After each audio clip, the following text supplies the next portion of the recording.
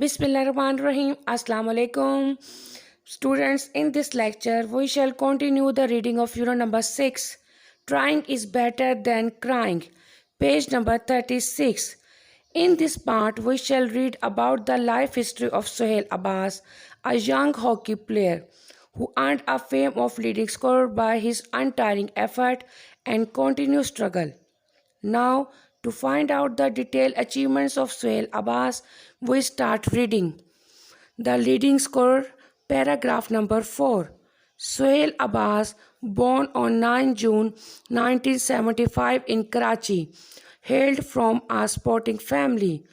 Sohail, a field hockey defender, penalty corner specialist, and former captain of the Pakistan hockey team, is a former pupil of Karachi's Habib Public School, the school of many other hockey stars.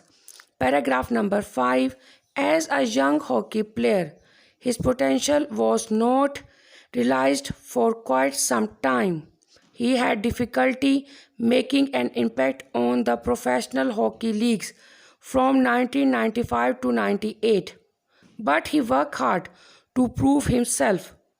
As impressive performance in the 18 Junior National Hockey Championship in 1995 earned him a place in the Pakistan Junior squad, which drew the home series against Germany 2-2. Paragraph number 6. He was not selected for back-to-back tours of the Netherlands, Germany and Poland. It was a moment of great disappointment for him, but he never gave up. He staged a comeback in the Pakistan Junior squad in 1997, a side which beat Germany juniors in 4 consecutive test matches. His managers were still not convinced to include him for the 1997 World Cup.